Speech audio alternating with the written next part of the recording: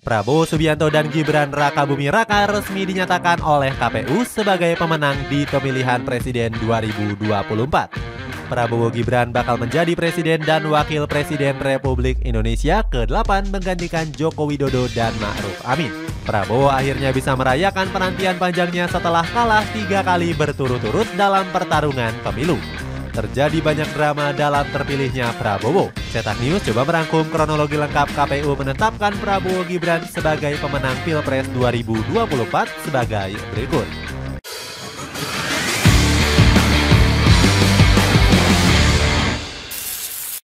Memulai jalur politik setelah diberhentikan dari TNI. Prabowo Subianto lahir tanggal 17 Oktober tahun 1951.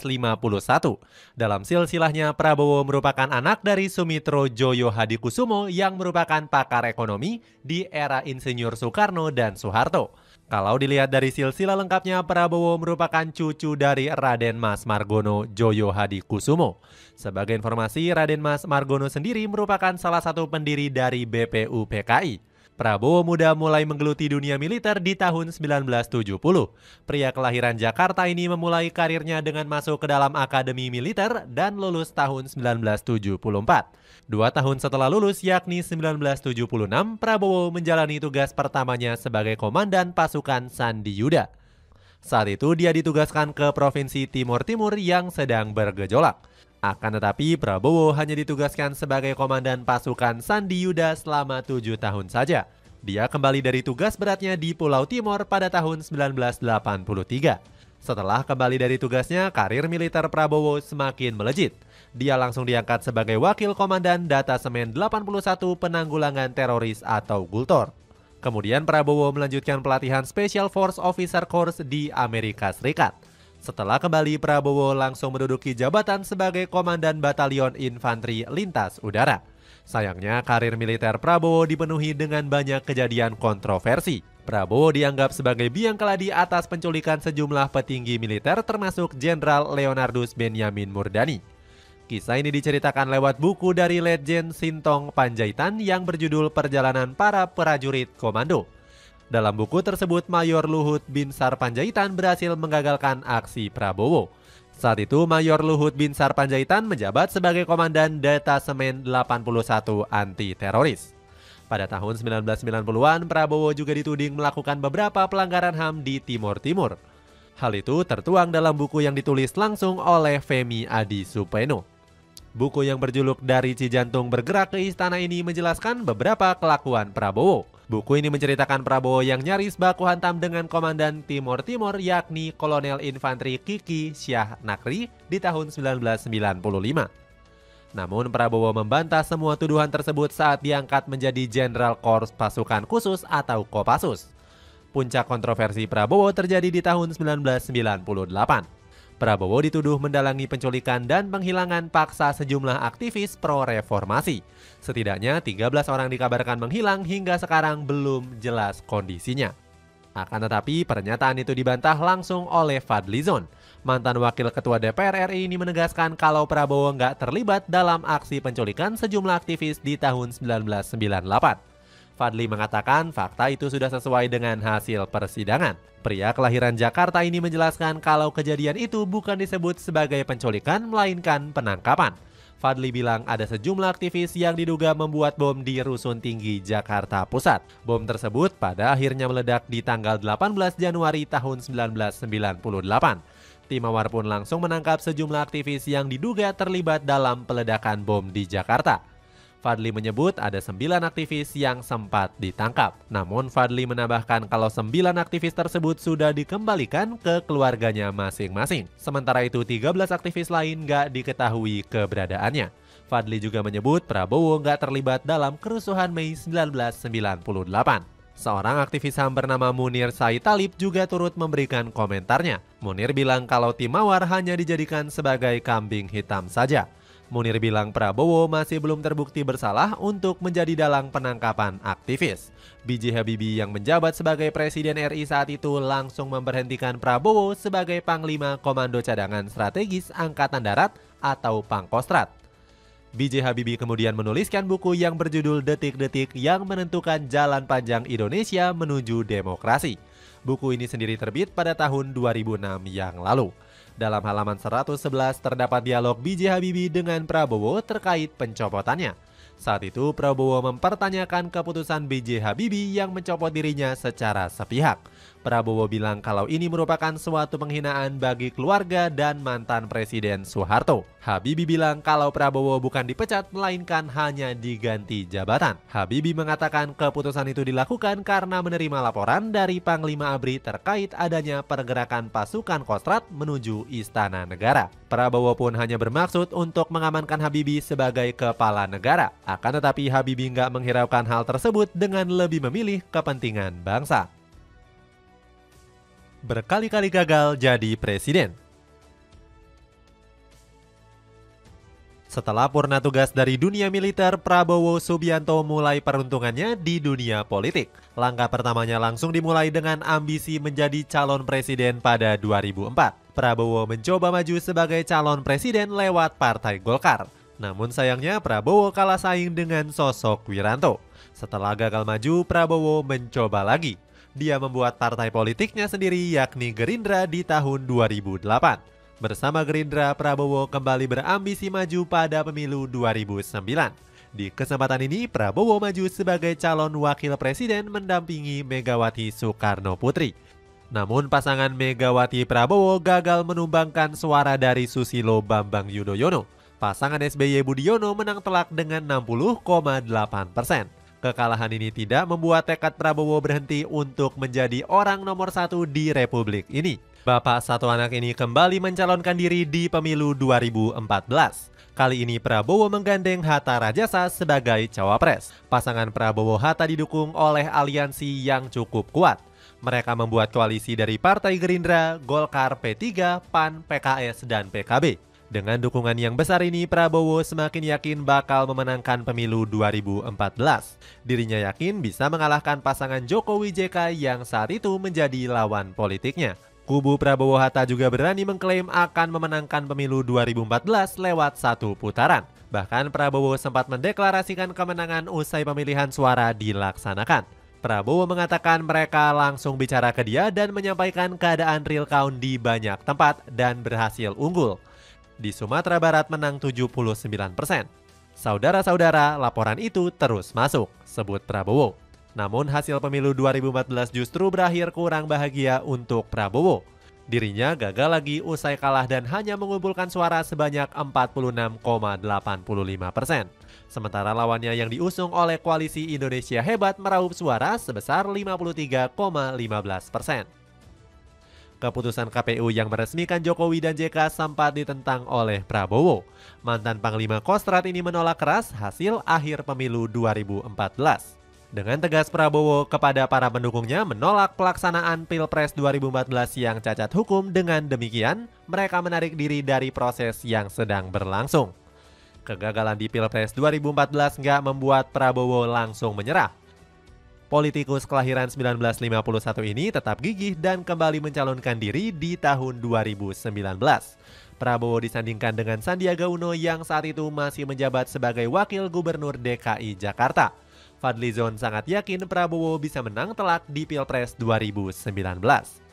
Fadlizon mengatakan saat menghadiri debat kelima Pilpres di Hotel Sultan Jakarta dengan menyebut dia kira saudara-saudara nanti akan lihat Pak Prabowo yang akan menang telak. Fadli mengatakan Prabowo Sandi mendapatkan dukungan besar dari sejumlah tokoh yang bisa menambah energi keduanya. Di tanggal 21 Mei 2019, KPU resmi menetapkan Jokowi Ma'ruf sebagai pemenang Pilpres. Keduanya memperoleh suara mencapai 55,5%. Suara dukungan Jokowi Ma'ruf Amin mencapai 85.607.362 dari total suara sah nasional. Prabowo langsung memutuskan untuk mengajukan gugatan ke Mahkamah Konstitusi. Sufi Dasko Ahmad selaku Direktur Advokasi dan Hukum BPN Prabowo Sandi menyikapi hasil rekapitulasi nasional.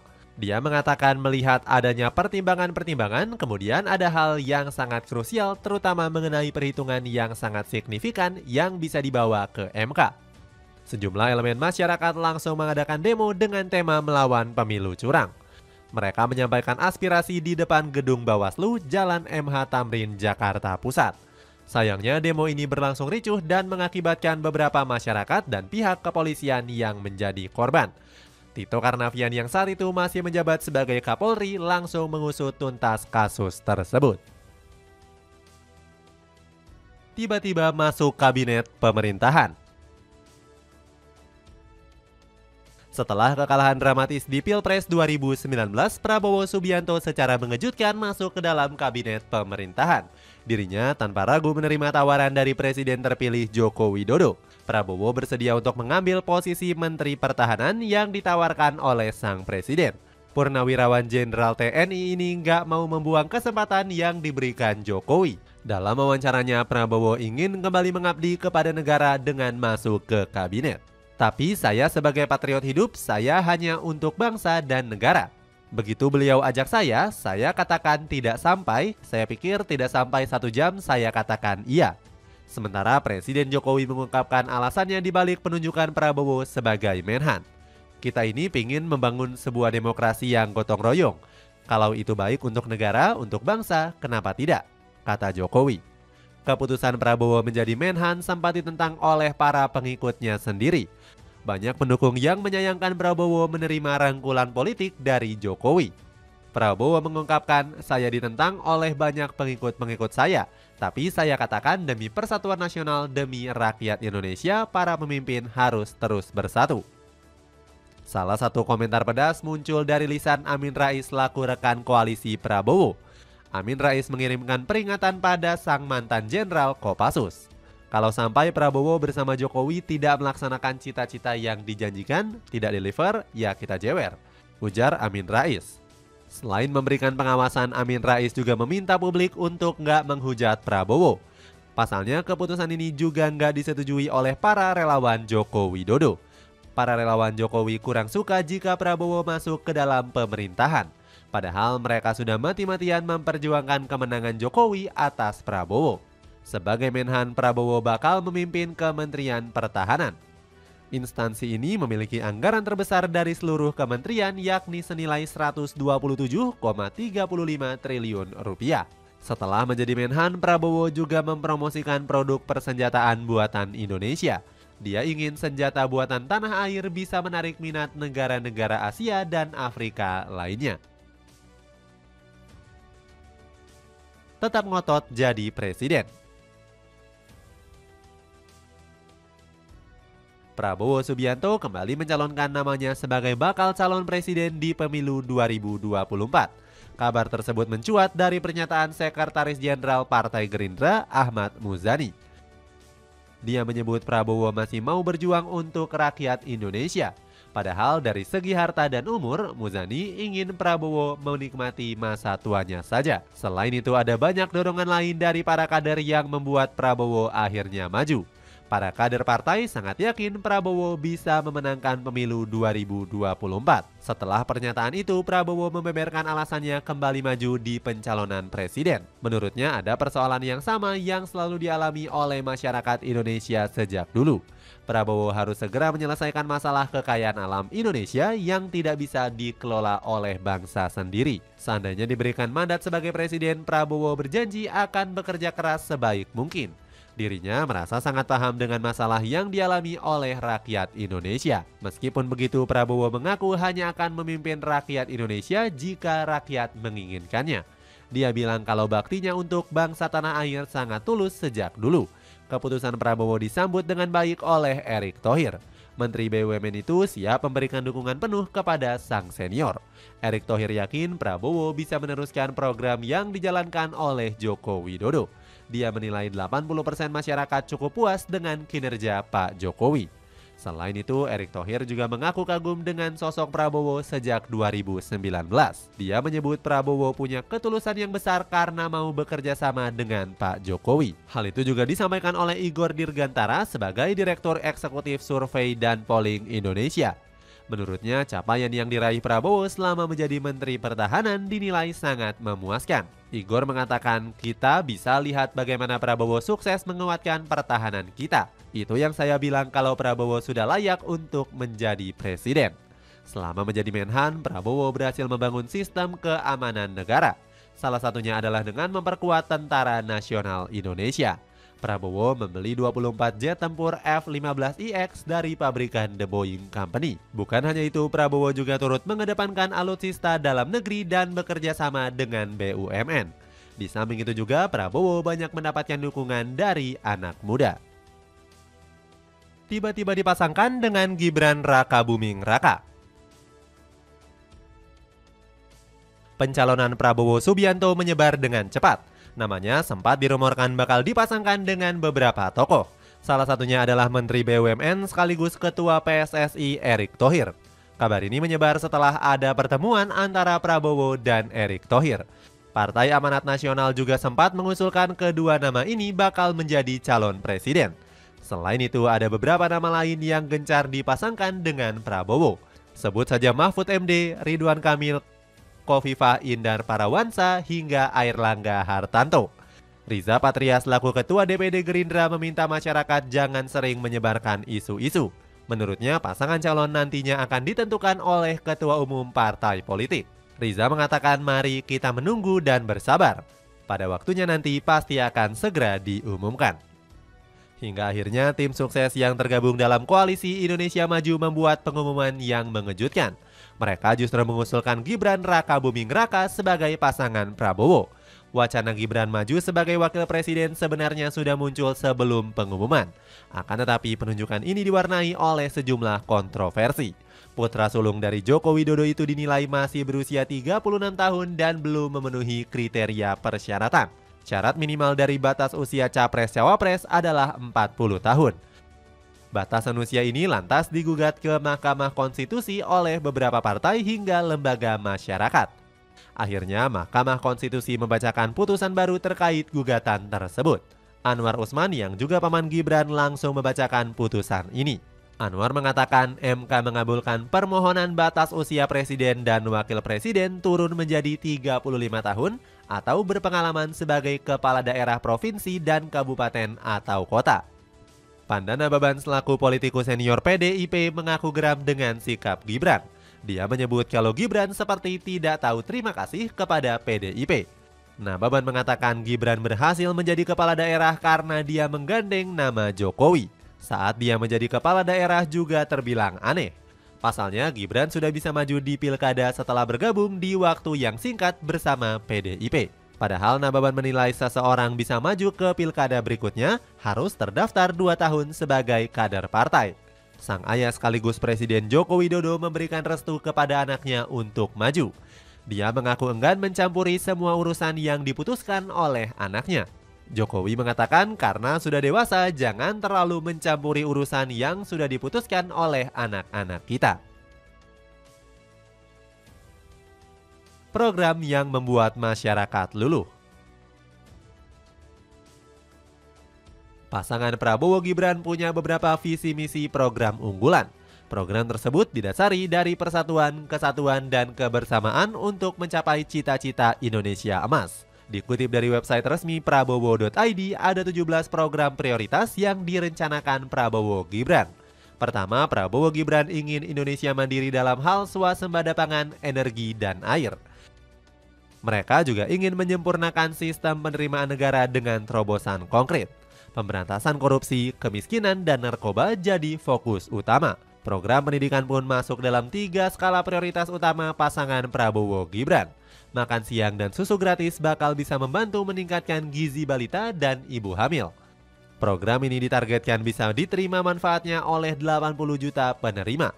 Sasaran penerapan program makan siang gratis diperkirakan bisa terrealisasi 100% pada tahun 2029. Bantuan gizi anak balita dan ibu hamil diharapkan bisa menangani stunting dan meningkatkan kualitas SDM. Gibran mengatakan dirinya bakal mempertajam program tersebut. Bank Dunia justru menyoroti program makan siang gratis dari Prabowo Gibran. Hal itu disampaikan oleh perwakilan Bank Dunia untuk Indonesia dan Timor Leste, yakni Satu Kahkonen. Dia menilai pemerintah harus mempersiapkan rencana tersebut dengan matang. Gibran menanggapi kalau program tersebut harus bisa berjalan dengan baik. Selain punya beberapa program unggulan, Prabowo juga siap melanjutkan program di pemerintahan yang sebelumnya, termasuk memprioritaskan pembangunan ibu kota Nusantara di Provinsi Kalimantan Timur. Budi Satrio selaku tim kampanye nasional Prabowo Gibran menyampaikan bakal berkomitmen penuh melanjutkan program pembangunan ibu kota Nusantara yang telah berjalan. Para perusahaan yang berinvestasi di IKN langsung menyambut baik program yang dijalankan oleh Prabowo Gibran. Mereka mengaku senang dan siap memberikan dukungan penuh. Di sisi lain, masyarakat juga terpesona dengan Prabowo di pemilu kali ini. Warganet menjuluki Prabowo sebagai bakal calon presiden tergemoy. Awal julukan ini disematkan setelah aksi joget Prabowo pada pengambilan nomor urut presiden. Saat itu dia berjoget ria setelah menyampaikan pidatonya. Muhammad Sohibul Imam mengkritik jargon gemoy yang disematkan kepada Prabowo. Menurut kader PKS ini, jargon itu tidak sehat dan tidak memberikan pendidikan yang baik kepada masyarakat. Roslan Roslani selaku tim kampanye nasional Prabowo Gibran membantah anggapan tersebut. Dia bilang kata-kata gemoy hanya digunakan sebagai pengingat kepada masyarakat. Terpilih sebagai Presiden ke-8 Indonesia. Pasangan Prabowo Subianto dan Gibran Raka Buming Raka sukses mendominasi jumlah suara. Pasangan nomor urut 2 ini unggul di 34 provinsi di Indonesia. Prabowo dan Gibran berhasil unggul telak di beberapa wilayah kunci seperti Jawa Timur dan Jawa Tengah. Sementara di DKI Jakarta, Prabowo Gibran hanya menang tipis dari pasangan Anies dan Muhaimin. Rekapitulasi suara dari KPU juga memancing komentar tim pemenangan Anies Muhaimin atau Timnas Amin. Billy David Nerotumilena selaku juru bicara ikut menanggapi hal ini. Dia mengatakan kami perlu tegaskan hasil ini tidak mengubah rencana yang akan ditempuh Timnas Amin. Langkah dan kinerja Timnas Amin tetap solid untuk pembuktian dugaan kecurangan ataupun langkah konstitusional di Bawaslu, MK atau pengguliran hak angket di DPR. Sementara itu, rekapitulasi suara terbaru KPU ini ditanggapi positif oleh tim kampanye nasional Prabowo Gibran. Budi Satrio Jiwandono selaku komandan tim komunikasi TKN Prabowo Gibran justru menghormati hasil rekapitulasi suara KPU. Dia juga membantah adanya kecurangan di rekapitulasi suara. Budi Satrio mengatakan tidak ada suara rakyat yang dicurangi dalam rekapitulasi. Hasilnya untuk Pilpres kami menilai secara umum rekapitulasi oleh KPU berlangsung sangat baik dan lancar. Nggak berhenti sampai di situ saja, Budi Satrio juga mengungkapkan terima kasih kepada seluruh masyarakat yang turut mengawal jalannya rekapitulasi suara oleh KPU. Dia mengatakan TKN mengucapkan terima kasih kepada rakyat Indonesia yang secara aktif dan antusias ikut mengawal suara Prabowo Gibran di setiap tingkatan. Dengan hasil rekapitulasi suara yang telah rampung, pasangan Prabowo Gibran bisa dipastikan akan menang di Pilpres 2024 dan terpilih menjadi Presiden ke-8 Republik Indonesia. Itulah ulasan kronologi lengkap terpilihnya Prabowo Gibran sebagai pemenang Pilpres 2026. Bagaimana pendapatmu? Apakah kemenangan Prabowo Subianto bakal membawa perubahan positif untuk Indonesia 5 tahun mendatang? Coba tulis pendapatmu di kolom komentar di bawah ini.